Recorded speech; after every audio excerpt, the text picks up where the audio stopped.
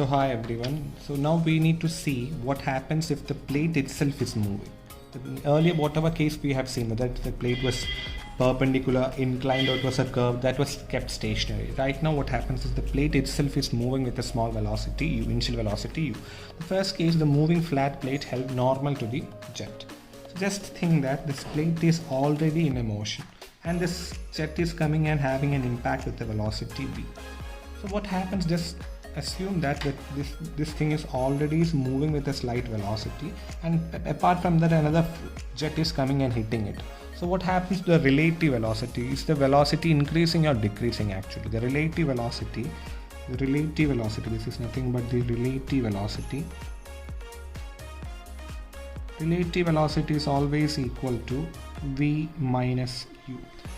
It means that apparently what happens is the apparent or rather the relative velocity here tends to decrease because both are having the same motion or rather velocity in the same direction.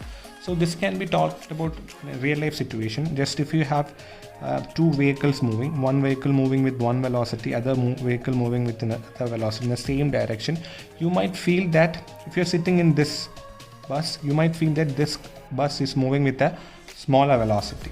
But at the same time, if you're sitting in a bus which is going in this direction and you're happening to see that another person sitting there is coming in the opposite direction, you tend to feel that this bus is actually moving faster than the actual velocity, and that concept is called as relative velocity. So here what happens is the plate itself is moving with the velocity u and the jet velocity is v. So the relative velocity is tending to decrease, and that is given by v by. So you have to use this velocity in all your calculation.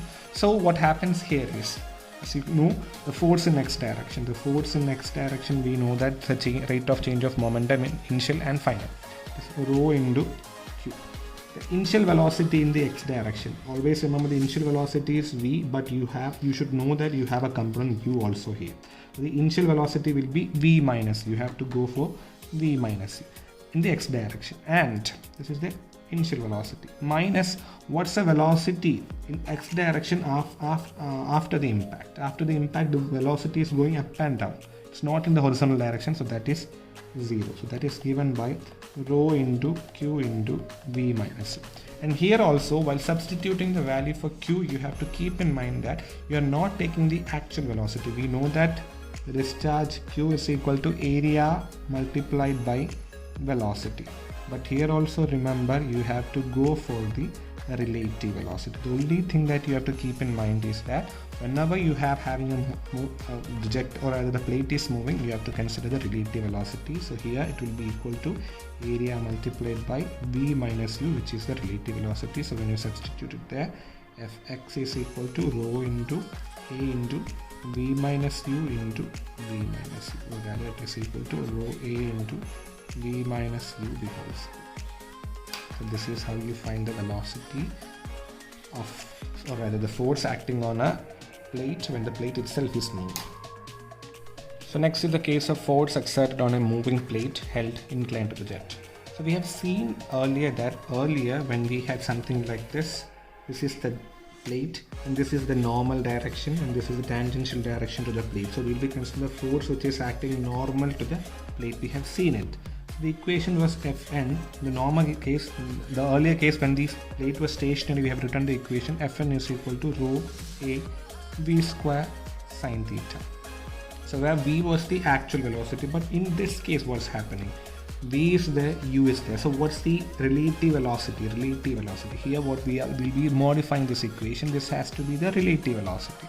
And the relative velocity is nothing but v minus u. And if I substitute that, the normal force become rho into a into v minus u square into sine theta. So that's how you get the value for n.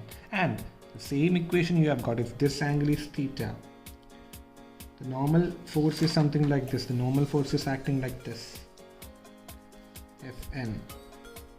It has to have a component fx as well as fy. Earlier also we have seen that if this angle is theta,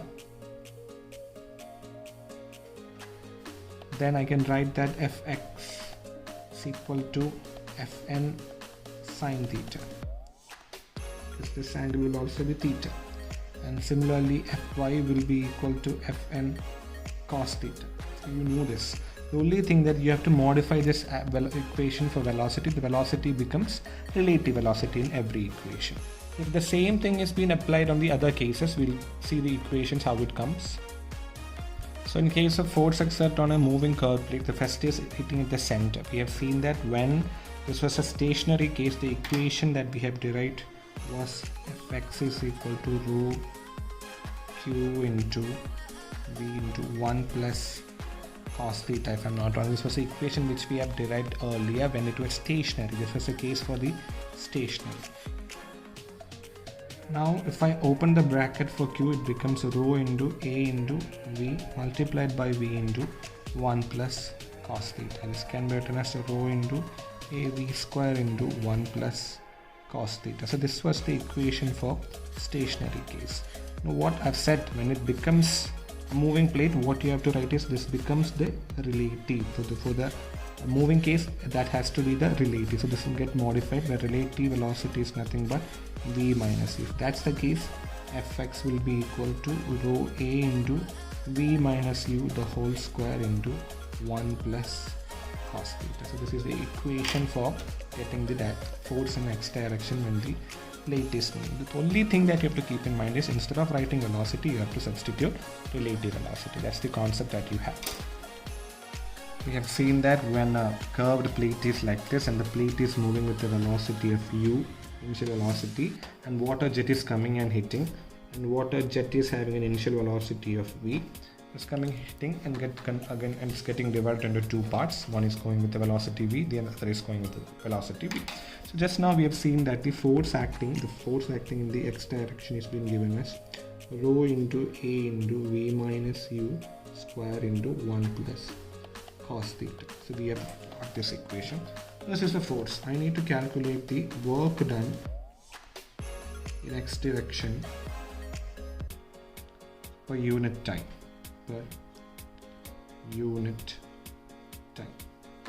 That will be nothing. The work done is nothing but the force into displacement, and here it is in the x direction, so that has to be the force in x direction multiplied by displacement in x direction, and per unit time divided by time. And this is x and this is t. X by t means the rate of change of displacement in x direction. So this is displacement in x direction and time, so that is velocity in x direction, that is the velocity in x direction of this plate. The plate is moving, so I need to find the work done by the plate.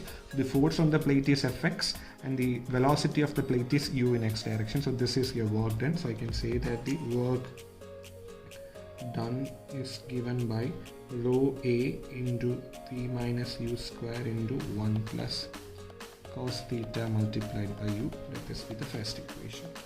So now this work is done by the jet of water. It is exerting this force, and that's the reason why this is moving. So just I'm assuming it like that. Now what is the initial velocity of the flow? See, the nozzle is being provided so that it is having a very high velocity head. So the initial velocity, or rather the initial energy of jet,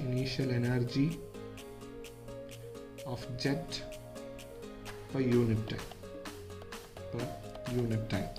So that I can write the initial energy. It is having very high kinetic energy. Kinetic energy is given by half mv square, and per unit time divided by t. So the velocity here, it is v. Here we are not considering the plate, we are considering the velocity of the jet. Jet is having a velocity v, and this can be written as half into mass is density into volume multiplied by v square divided by time. And volume by time is discharge, so that is half into rho into q into v square. And we know that the discharge at this point is equal to area of the jet, or rather the nozzle, multiplied by v and v square. So this is discharge, so that is half into rho into avq. So that is the second equation. So there's something called as efficiency, and we know that efficiency is equal to output by input. This is the input energy, and whatever we are transmitting or transferring to the plate, that's the output. So the output is nothing but this, that is rho a into v minus u square into 1 plus cos theta multiplied by u, and the input is this half into rho into a v cube. So if I cancel rho, I'll be getting 2 times v minus u the whole square into 1 plus cos theta multiplied by u the whole divided by v cube. So this is the efficiency in case of a water jet hitting at the center of a curved plate which is moving with a velocity u. So that's the equation for efficiency. I need to find the condition for maximum efficiency. When does this efficiency be maximum? So I need to find the condition for maximum efficiency. Now if you see this efficiency, it's a function of u. This v is a constant, it's the initial velocity of the flow, that's a constant. Then this theta is a constant. Theta is the angle which this vane is making at the horizontal theta. We cannot change it. The only variable is u. So for maximum efficiency condition, you have to take the derivative of theta with respect to u, and that has to be equal to 0. Now if you see, that is d by du of efficiency is nothing but 2 into v minus u square into 1 plus cos theta into u divided by v cube is equal to 0. You see, 2 is a constant, 1 plus cos theta is a constant, v cube is a constant. So I can take 2 into 1 plus cos theta divided by v cube is a constant multiplied by d by du of v minus u square into u is equal to 0. So you have got two functions. So first into derivative of second plus second into derivative of first. So this side, if we take that side, it becomes 0. So that will be first v minus u the whole square into derivative of first. Derivative of u with respect to u is c, plus second into derivative of first. Derivative of first is 2 into v minus u. Then derivative of v is 0. Derivative of minus u is 1. Is equal to 0. In both the terms, you have got v minus u. If I take v minus u outside, v minus u into v minus u minus, if I take this minus 2u is equal to 0. So it means v minus u multiplied by v minus 3u is equal to 0. It means either v minus u is equal to 0 or v minus 3u is equal to 0, or rather v is equal to u or v is equal to 3 times u. So which is valid? V is equal to, just try to substitute this value in equation number 1. So what happens? V is equal to, if v is equal to u, the whole work done will be equal to 0. See, just assume that this is moving, the thing is whole moving. If it has to move, it is moving with the velocity u. So since it is moving, we have to do some work, then only it will be moving. So if I substitute v is equal to u here, it means that the work done is equal to 0. So that is not at all possible. The work done is not equal to 0, so we have to discard that. We'll be choosing this condition where v is equal to 3. So when velocity is equal to 3 times u, you'll be getting the maximum efficiency. So that's the condition for maximum efficiency, or I can say that the jet, or rather the plate, should be moving with a velocity v by 3. So this condition, either this condition or this condition. V means the jet velocity, u means the plate velocity. So if v is equal to 3u or u is equal to v by 3, you'll be having the maximum efficiency for this case.